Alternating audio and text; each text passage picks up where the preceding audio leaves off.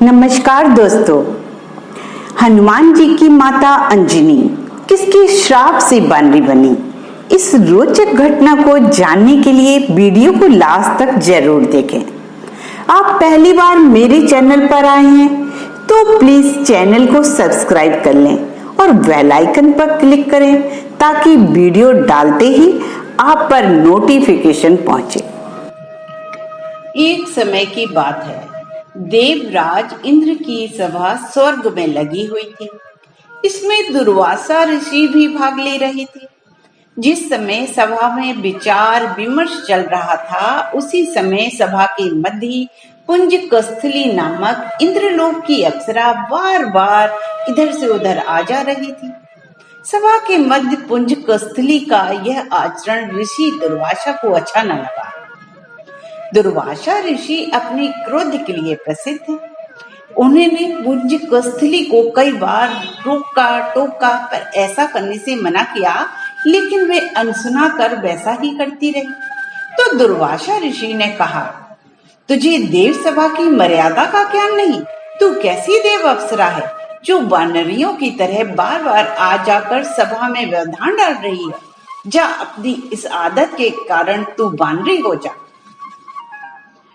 दुर्वासा ऋषि का शाप सुनकर पुंज कस्थली सन्न रह गई। अपने आचरण का यह परिणाम वे सोच भी नहीं सकती थी, पर अब क्या हो सकता था। भूल हो चुकी थी, उसके कारण वे शापग्रस्त भी हो गई। उसने हाथ जोड़कर अन्य विनय कर कहा, ऋषिवर, मेरी मूर्खता के कारण यह भूल मैं अनजाने में करती रही। मैं आपकी वर्जना पर भी ध्यान न दिया। सभा में व्यवधान डालने का मेरा कोई उद्देश्य न था। कृपया बताइए, अब आपके इस श्राप से मेरा उद्धार कैसे होगा? अप्सरा की विनती सुनकर ऋषि दुर्वासा पसीजे और बोले, अपनी इस संचलता के कारण अगले जन्म में तू वानर जाति के राजा विरज की कन्या के रूप में जन्म लेगी।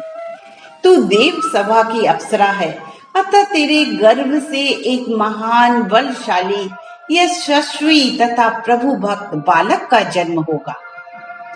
पुंज अप्सरा को संतोष हुआ।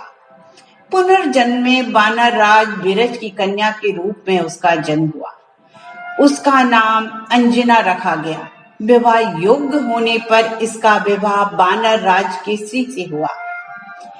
अंजना केसरी के साथ सुखपूर्वक प्रभास तीर्थ में रहने लगी।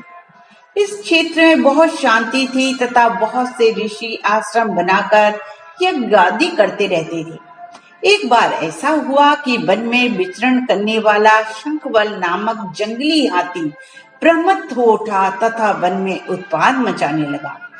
उसने कई आश्रमों को रौंद डाला, यज्ञ वेदियां नष्ट कर दी। उसके भय से भागते हुए अनेक तेजस्वी बालक आहत हो गए। कई आश्रम उजड़ गए। कई ऋषि भय के कारण आश्रम छोड़कर चले गए। केसरी को जब शंखबल नामक हाथी के इस उत्पात का पता लगा तो वे आश्रम तथा आश्रम वासियों की रक्षा के लिए तत्काल वहां आए और शंखबल को बड़ी कुशलता से घेर कर उसके दोनों दांतों को पकड़कर उखाड़ दिया। पीड़ा से चिघाड़ता हुआ वे हाथी वहीं धराशायी हो गया और मर गया।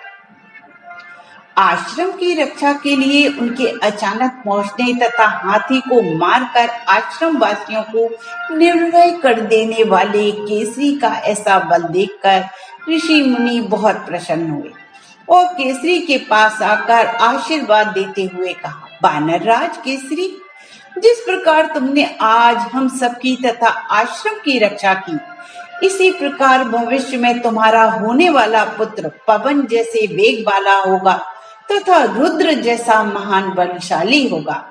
तुम्हारे बल तेज के साथ साथ उसमें पवन तथा रुद्र का तेज भी व्याप्त होगा। केसरी ने कहा, ऋषिवर, मैंने तो बिना किसी कामना के प्रमत्त हाथी को, जो किसी कारणवश वश में नहीं आ रहा था, मारकर आपकी इस यज्ञ भूमि को निर्भय किया है। आपका दिया हुआ यह स्वतः आशीर्वाद मुझे शिरोधार्य है। केसरी ऋषियों को प्रणाम कर चले गए। समय आने पर अंजना के गर्भ से एक बालक का जन्म हुआ। उसमें अपने बाल्यकाल से ही ऋषियों द्वारा दिया आशीर्वाद का तेज झलकने लगा। आश्रम में वह पवन वेग की तरह जहां तहां पहुंच जाता। आश्रमों में विघ्न डालने वाले वन्य जीवों तथा दुष्ट व्यक्तियों को अपने अपार बल से खदेड़ देता। अपने इस महाक्रम से वह मदमस्त हो जाता था तथा अपने साथियों के साथ वह आश्रमों में कीड़ा करने लगा। उसको खेलने से कोई रोकता तो वह उसको ही तंग करने लगता। बालक तो था ही। उसके बाल कौतूहल से जब ऋषियों को असुविधा होने लगी तब उनके पूजा पाठ और यज्ञ में व्यवधान आने लगा तो उन्होंने उसके स्वभाव में शांति लाने के लिए आशीर्वाद जैसा शाप दिया कि तुम अपने बल को हमेशा भूले रहोगे।